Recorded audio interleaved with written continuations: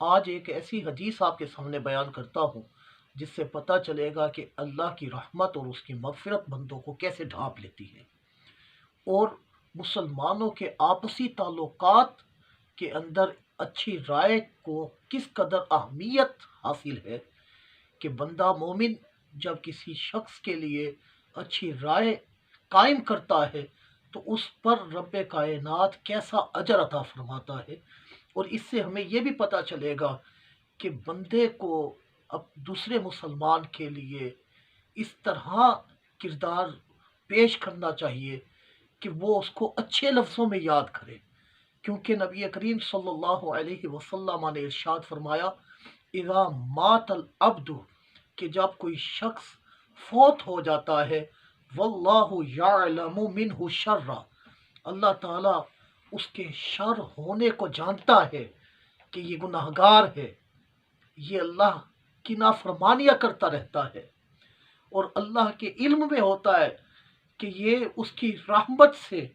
دور تھا، لیکن وَيَقُولُ النَّاسُ فِي حَقِّهِ خَيْرًا، اور لوگ اس شخص کے لیے اچھی باتیں کرتے ہیں، کہتے ہیں اس کے اخلاق اچھے تھے، یہ بڑا ملنسار تھا، یہ کسی پر ظلم نہیں کرتا تھا، زیادتی نہیں کرتا تھا، یہ لوگوں کے حقوق پورے کرتا تھا، اس کے لیے اچھے اچھے القابات نکالتے ہیں۔ رب کائنات جل شانہ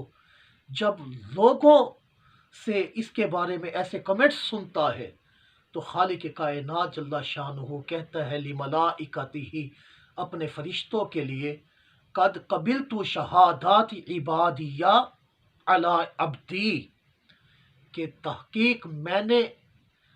اپنے بندوں کی گواہی کو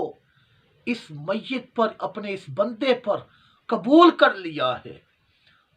شان کریمی دیکھیے، اللہ اکبر، کہ بندے اس کے بارے میں اچھی رائے قائم کر رہے ہیں، اور اس اچھی رائے پر خالق کائنات فرما رہا ہے وَغَفَرْتُ عِلْمِي، میں نے اپنے علم کو چھپا دیا، اور جیسا لوگ اس کے بارے میں، جیسی رائے اس کے بارے میں قائم کر رہے تھے، میں نے ویسا ہی بنا دیا۔ وہ اس کو اچھا کہہ رہے تھے تو یہ میرے نزدیک بھی اچھا ہے، میں اس کے سارے گناہوں کو بخش کر، معاف کر کے اسے داخل جنت کروں گا۔ اللہ اکبر دیکھیے، ذرا سمجھیے اس بات، اس حدیث کے اندر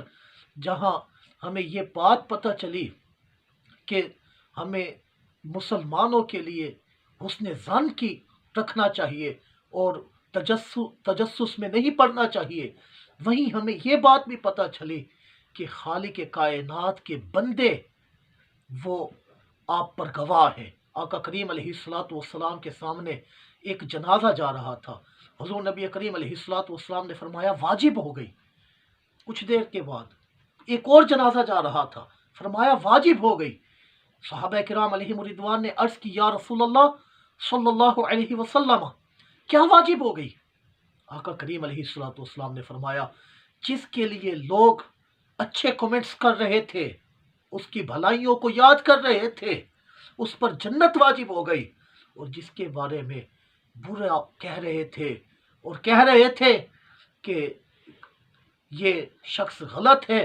تو اس پر جہنم واجب ہو گئی۔ اللہ نہ کرے، اللہ نہ کرے ہم جب مرے تو ہمارے بارے میں کوئی اس طرح کے کمنٹس کرے کہ شریر شخص سے جان چھوٹ گئی۔ اللہ کرے کہ اس وقت ہمارے لیے لوگ کہیں کہ کاش اس کو اللہ زندگی اور دے دیتا تو یہ لوگوں کے لیے راہیں ہموار کر دیتا۔ میں یہ کہنا چاہتا ہوں، اس سے یہ بات بھی پتہ چلی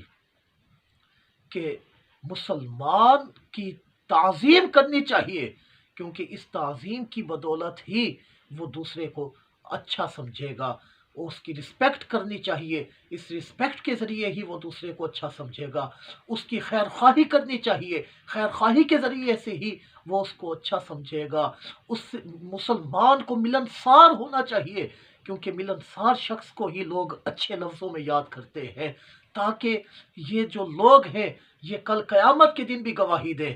کہ یہ شخص تو بڑا اچھا تھا، اور رب کائنات جل شانہ لوگوں کے حسن ظن کے مطابق اس شخص کو اچھا کر کے اس کے گناہوں کو مٹا کر جنت میں داخل کر دے۔ اللہ ہمیں ایک دوسرے کے حقوق کی پاسداری کرنے کی توفیق عطا فرمائے۔